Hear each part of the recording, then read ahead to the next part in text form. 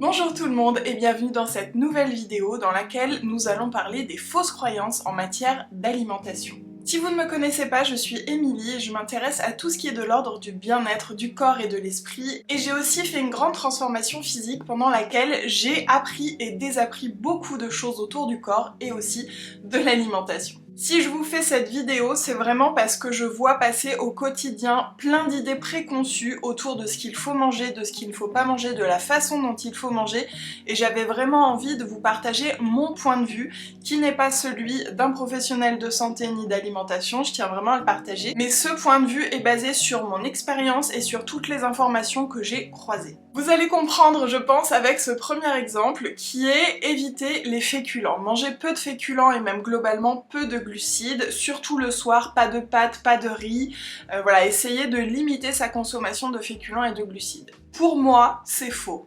Pourquoi? Je vais vous le dire, tout simplement parce que nous avons besoin de féculents et de glucides, parce que pendant ma transformation, j'ai continué à manger des féculents et des glucides à tous les repas, et même le soir, et ça ne m'a pas empêché de perdre plus de 80 kilos. Le plus important à mon sens, et ça va revenir aussi dans pas mal d'autres conseils, c'est l'équilibre. Équilibrer ses assiettes, ses repas, ses journées, ses semaines, c'est vraiment ça le plus important, et donc oui, on a aussi besoin de féculents et de glucides. En revanche, ce qui est vrai, c'est qu'on a tendance, en tout cas en France, à manger trop de féculents par rapport à notre apport en protéines et en légumes.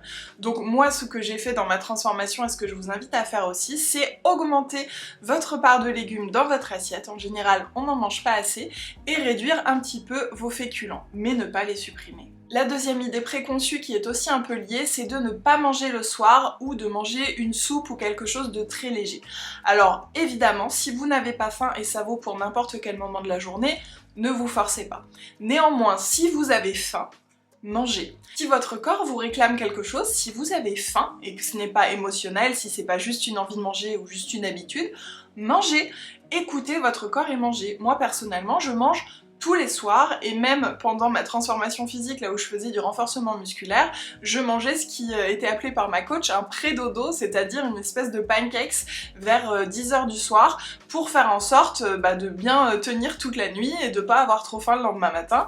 Donc vraiment, c'est pas manger le soir qui va vous faire prendre du poids. On a cette idée que tout ce qu'on mange le soir, comme on ne se dépense pas après, hop, c'est stocké. Mais c'est faux, parce que le corps de base a besoin d'au moins 1200-1300 calories pour fonctionner sans faire d'effort en fait, juste en étant allongé dans un lit. Donc dans tous les cas, si vous avez faim, mangez, et non, vous n'allez pas prendre du poids parce que vous mangez le soir. En revanche, si vous faites un repas très très riche, comme je sais pas moi, une grosse raclette, et qu'après vous allez vous coucher, vous allez mal dormir, et c'est là que c'est important de réfléchir à ce que vous mangez le soir et à quelle heure vous mangez, tout simplement pour faire en sorte d'avoir une bonne digestion et un bon sommeil. La troisième idée préconçue, c'est la sieste nécessaire après manger. Vous savez, ce coup de barre après avoir mangé, où on se dit « Ah, on va faire une petite sieste ». Dans beaucoup de cultures, c'est quelque chose qui est pratiqué, et au-delà de ça, c'est souvent quelque chose qu'on ressent, voilà, ce petit coup de fatigue après manger. Ça, ce n'est pas quelque chose de normal, c'est une fausse croyance qui fait qu'on pense qu'après manger, on doit être fatigué. Non.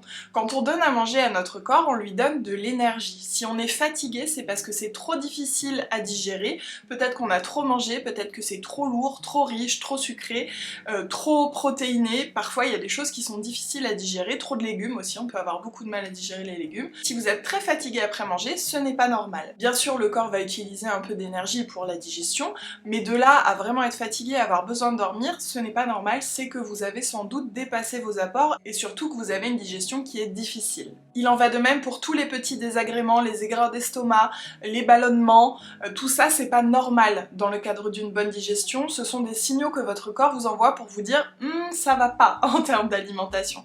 Donc essayez de l'écouter, de voir ce qui passe plus ou moins bien chez vous. Comme je vous disais, moi personnellement je mange beaucoup de légumes, mais je sais qu'il y a des gens pour qui ce n'est pas possible. Pareil pour les légumineuses, les protéines animales aussi sont très difficiles à digérer. Parfois ça peut être le lait, ça peut être le gluten, tout le monde n'est pas intolérant au gluten, hein, mais voilà, ça peut être des pistes. Essayez d'éliminer pendant 2 semaines, on va dire, une chose de votre alimentation pour voir si c'est ça qui vous cause des désagréments. Toutes ces choses-là qu'on estime plus ou moins normales, eh bien ça ne l'est pas. Ce sont des messages de votre corps. J'en profite pour vous glisser un petit conseil que je tiens du livre de Glucose Goddess qui est de bouger après manger et donc de ne pas faire la sieste, de ne pas se poser, mais tout simplement de débarrasser, de faire la vaisselle, d'aller se promener, de faire quelques squats si vous en avez envie, mais voilà, de dire à son corps ok je viens d'ingérer de l'énergie, je vais l'utiliser, non pas dans l'optique de ne pas stocker, mais tout simplement pour essayer de lisser la courbe de glucose et d'éviter ensuite après les petites fringales sucrées. Justement, en parlant de petites fringales sucrées, ce n'est pas tant une fausse croyance, mais c'est plutôt une habitude qui a la vie dure, qui est de grignoter un petit truc sucré sur le canapé le soir. Peut-être que c'est quelque chose que vous faites par habitude, mais aussi par envie, par plaisir, et c'est ok. Encore une fois, je vais pas vous dire de ne pas manger du chocolat, moi qui adore ça par exemple, qui en mange tous les jours. Mangez ce qui vous fait plaisir. Néanmoins, si vous mangez vraiment juste par habitude, il vous faut quelque chose à grignoter en regardant la télé.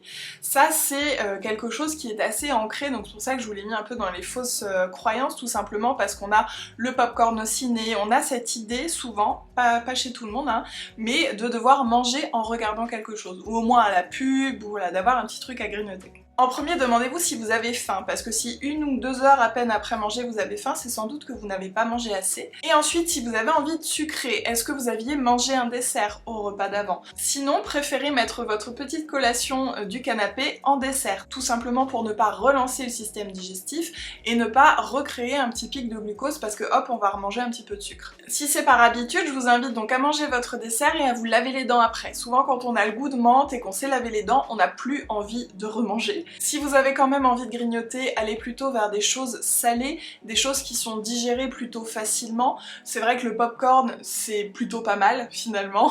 Évidemment, les petits fruits, les petits légumes, ça peut être très bien aussi. La prochaine idée préconçue, j'aurais pu vous la donner en petits tips de grignotage, mais justement je ne l'ai pas fait parce qu'il y a une bonne raison, ce sont les oléagineux. Alors moi j'adore les oléagineux, c'est ma source de gras principale dans ma vie, mais attention, les oléagineux c'est super, ça apporte plein de bonnes choses au corps, néanmoins si on en mange beaucoup, par exemple, je sais pas, 2 grosses poignées d'amandes, eh bien ça va être beaucoup trop gras pour le corps. Alors, il va faire une petite overdose de gras, vous allez avoir du mal à digérer, et puis sur le long terme, eh bien vous allez générer trop de gras dans votre corps. Je voulais vous le glisser ici parce que c'est vrai qu'on entend beaucoup que les amandes c'est healthy, voilà les oléagineux, les beurres d'oléagineux, tout ça on en met partout et c'est top, c'est vrai que ça apporte plein de bonnes choses, néanmoins pas en excès et finalement ça vaut pour tout. Donc c'est pour ça que je vous ai pas cité les oléagineux à grignoter, néanmoins c'est une super idée, hein, une dizaine, même une vingtaine d'amandes, c'est une super idée, mais par exemple mon chéri a cette habitude de grignoter le pot d'amandes le soir et il a tendance à en manger beaucoup. Donc voilà, c'est pour ça que je voulais vous le dire. Une autre fausse croyance qui est que manger moins est égal à manger mieux. C'est faux et très souvent on a tendance à penser que de plus petites assiettes, de plus petites quantités, ça peut être que mieux. Mais ce n'est pas le cas. Prenons l'exemple de la salade de pommes de terre. Une salade de pommes de terre, c'est principalement autour de la pomme de terre, on va mettre un peu de thon, des œufs, de la mayonnaise. Je crois que c'est à peu près tout, ça fait très longtemps que j'en ai pas fait. Dedans il n'y a pas de légumes et il y a beaucoup de féculents parce que souvent on a quand même pas mal de pommes de terre. Si vous mangez que ça, et que vous faites une petite assiette, bah ça va être petit. Néanmoins, proportionnellement, vous aurez quand même beaucoup de féculents et pas de légumes et très peu de protéines parce qu'une petite boîte de thon émiettée c'est pas beaucoup. Vous aurez aussi beaucoup de gras avec la mayonnaise. Donc c'est ok évidemment de manger sa salade de pommes de terre, néanmoins ce que je vous invite à faire c'est de rajouter à côté des légumes et pourquoi pas un œuf en plus s'il n'y en avait pas beaucoup dans la salade pour rééquilibrer votre assiette. Auquel cas votre assiette qui sera plus généreuse avec la salade de pommes de terre, les légumes, voilà des feuilles de salade et un demi-œuf en plus, et eh bien elle sera plus healthy, plus équilibré, plus santé pour vous que juste la petite portion de salade de pommes de terre. Et peut-être même que vous allez réduire un peu la portion de salade pour mettre un peu plus de légumes par exemple. Donc ce n'est pas forcément manger moins qui est mieux, mais c'est de manger mieux, plus équilibré, d'équilibrer ses assiettes en termes d'apport. Un petit conseil que je tiens aussi du livre de Glucose Goddess, j'avais fait une vidéo dessus d'ailleurs, je vous invite à la regarder, c'est de remettre l'entrée dans nos repas. On a tendance à l'enlever de plus en plus, mais une entrée de crudité c'est top parce que ça vous permet de commencer votre repas avec des fibres, de manger plus de légumes et aussi tout simplement d'équilibrer vos assiettes. La troisième fausse croyance, c'est que c'est toujours mieux de sauter un repas, sauter un goûter, sauter un snack, plutôt que d'en avoir un. Et là encore, si vous avez faim, manger. C'est le plus important, je pense que c'est le meilleur conseil de la vidéo. Il y a plein de formes de jeûne. Moi-même, je fais le jeûne intermittent, je ne prends pas de petit déjeuner le matin, tout simplement parce que je n'ai pas faim. Et je vais manger assez tôt, parfois je peux prendre mon déjeuner à 11h30, midi, et je fais en sorte de manger assez sur la journée. C'est-à-dire que ce que je vais pas manger au petit déjeuner, je vais le manger au goûter ou en dessert, mais je ne mange pas moins parce que je saute un repas avec le jeûne intermittent. Sauter un repas, en règle générale, ça ne vous amène qu'une chose, manger plus ou manger le double au repas suivant. Et si on mange trop d'un coup, eh bien on va être mal, on va avoir tendance à avoir une digestion difficile. Pire, il y a la petite voix qui va s'activer, qui va culpabiliser, parce qu'on va se dire « Ah mais j'ai sauté ce repas, mais au final j'ai repris 2 fois de ce gâteau ».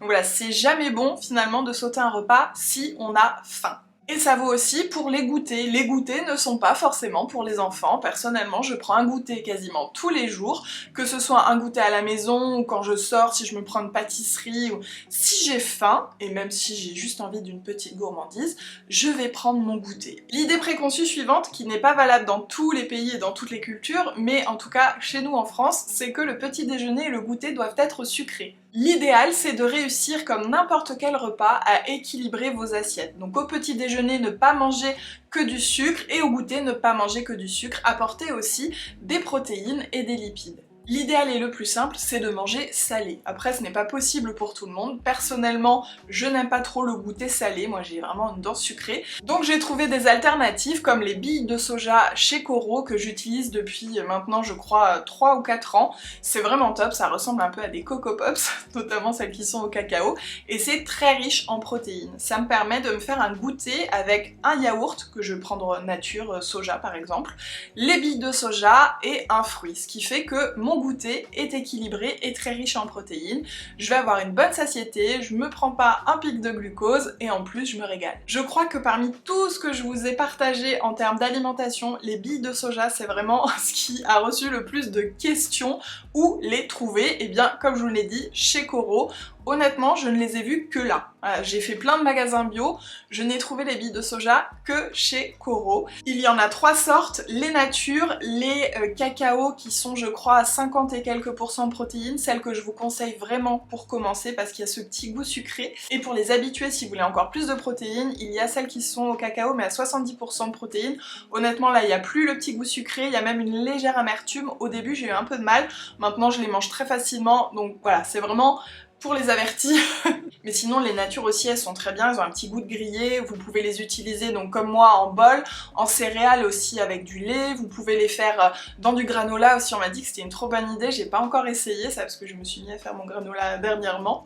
Donc vraiment ça c'est quelque chose que je vous conseille, que ce soit pour le petit déjeuner, comme je vous disais dans un granola bol ou des choses comme ça, pour le goûter, pour vous faire des petites barres de protéines, vous mélangez ça avec de la banane ou de la compote de pommes, de la date, et vous allez vous faire des super barres que vous pouvez emmener qui vous permettront de manger et sucré mais en même temps équilibré. Après si jamais vous n'avez pas envie de cuisiner ou de préparer, il y a plein de choses qui existent qui sont déjà toutes faites et notamment chez Coro, des barres protéinées, des petites energy balls, des choses qui vont vous permettre de vous redonner un petit coup de fouet et qui sont hyper pratiques à glisser dans le sac. Et la deuxième chose pour les goûters et les petits déjeuners qui vous permet aussi d'équilibrer l'assiette et d'avoir plus de satiété, c'est d'ajouter du psyllium. Ça va ajouter des fibres comme si vous mangiez finalement un légume. Par exemple en ce moment moi j'adore mettre 2 cuillères à café de psyllium avec 2 cuillères de chia et du lait végétal pour faire un pudding de chia qui est vraiment plus dense et plus consistant et qui me rassasie beaucoup plus que si je mettais que les graines de chia.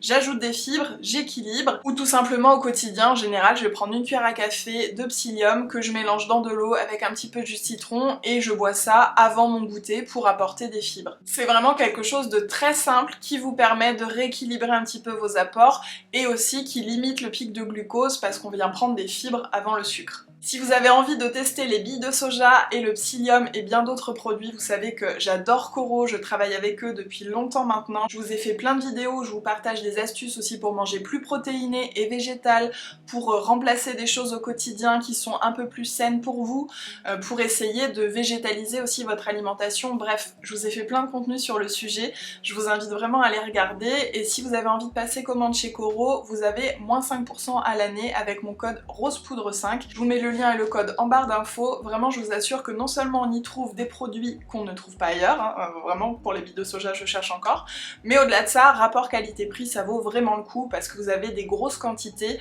et quand vous regardez le prix au kilo, honnêtement c'est moins cher, enfin vraiment c'est top. Et en plus vous pouvez en profiter pour vous faire livrer des choses qui sont un peu lourdes à prendre en course comme les jus, les laits de soja, les conserves aussi, les pois chiches, les lentilles, tout ce qui est gros sacs d'oléagineux. Moi j'adore leurs pécans, leurs noix de cajou, leurs amandes, leurs pistaches, bref. On continue avec la fausse croyance suivante qui est le jus de fruits le matin. Peut-être que vous adorez ça et vraiment ça vous fait trop plaisir, auquel cas gardez votre verre de jus de fruits. Néanmoins, si vous prenez un verre de jus de fruits pensant que ça vous fait votre apport en fruits du petit déjeuner, ça ne marche pas comme ça ne compte pas tout simplement parce que dans le jus de fruits, tout ce que vous avez c'est le sucre. Il y a quasiment plus de fibres, presque plus de vitamines, vraiment tout ce qui est bon pour vous se trouve dans le fruit. Donc si vous prenez votre verre de jus pour cet apport, mangez un fruit. Toujours le matin, il y a la cuillère de miel. Je sais pas si c'est quelque chose que vous prenez, ou en tout cas dont vous avez entendu parler, mais moi pendant des années, on m'a toujours dit prends une cuillère de miel à jeun le matin, ça fait du bien pour le système immunitaire, voilà, c'est hyper santé le miel et c'est vrai. Néanmoins, moi ce que je vous conseille c'est de ne pas la prendre à jeun le matin parce que justement votre corps qui n'a rien reçu de la nuit va se prendre une petite dose de sucre, hop comme ça, direct au réveil sans avoir eu le temps, ne serait-ce que boire un peu d'eau, ne serait-ce que d'avoir mangé autre chose et idéalement un peu de fibres et de protéines, et donc ça va vous créer un petit pic de glucose. Ce qui n'est pas grave en soi, mais ça peut vous créer des petites fringales sucrées un petit peu plus tard. Donc si vous avez envie de prendre votre cuillère de miel, je vous invite à la prendre à la fin de votre petit déjeuner. Ça va, ça bouscule pas trop comme habitude. On reste avec le petit déjeuner, avec le café et le thé le matin.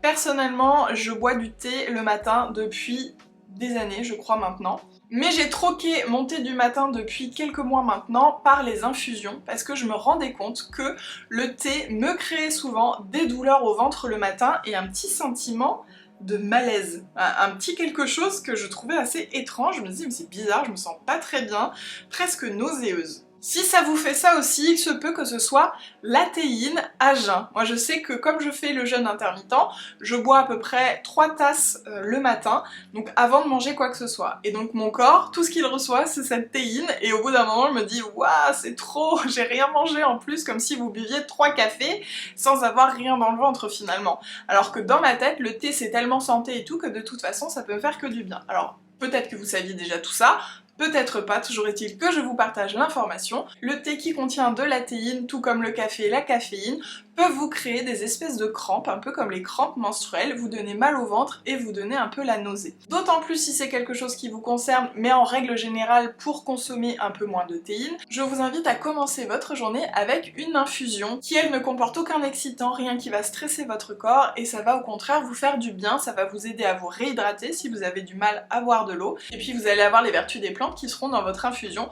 Vous pourrez comme moi si vous en avez envie, boire 3 gros mugs et tout ira bien. Je finis avec une dernière fausse croyance qui est très importante. Vraiment si vous êtes resté jusque là, continuez encore un petit peu. Ne vous pesez pas après manger, ne vous pesez pas après un gros repas, ni même un gros week-end ou des grosses vacances. Je l'ai vu vraiment plein de fois, des gens qui me disent je ne peux pas manger ça parce qu'après je monte sur la balance et j'ai 2 kilos de plus. Attendez que votre corps fasse son travail. Si vous buvez 2 litres d'eau et que vous vous pesez tout de suite après, vous avez 2 kilos en plus sur la balance. Ce n'est pas du gras, ce n'est pas de l'eau stockée, c'est votre bol alimentaire.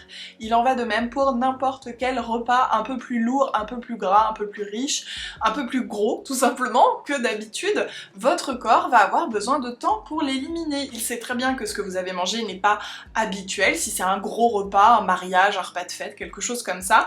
Donc laissez-lui le temps de bien éliminer, buvez beaucoup d'eau et surtout écoutez votre faim. Ne faites pas un jeûne le lendemain juste parce que vous avez fait un gros repas alors que vous avez faim. Si vous avez faim, mangez. Si vous n'avez pas faim, ne mangez pas. Écoutez votre corps. Mais surtout, buvez beaucoup d'eau. Et attendez au moins une semaine pour vous peser à nouveau. Parce qu'on ne fait pas du gras en une journée, tout comme on ne le perd pas en une journée. Donc ce que vous allez voir en plus sur la balance, c'est la rétention d'eau, c'est le bol alimentaire. Ce n'est pas du gras que vous avez fait en une journée. Si vous avez d'autres fausses croyances que vous avez envie que j'aborde dans une prochaine vidéo, pourquoi pas, je vous invite à les laisser en commentaire. Et puis si la vidéo vous a plu, vous a peut-être appris quelque chose, n'hésitez pas à me soutenir en la likant, en la partageant, en la commentant, et puis en vous abonnant à ma chaîne. Si cette vidéo vous a plu, je pense que la prochaine vous plaira aussi. Il s'agit de remplacer des aliments pour essayer de manger un peu plus santé au quotidien, un peu moins transformé. Je vous invite à la regarder, c'est juste ici. Moi je vous fais des gros bisous et je vous dis à la prochaine.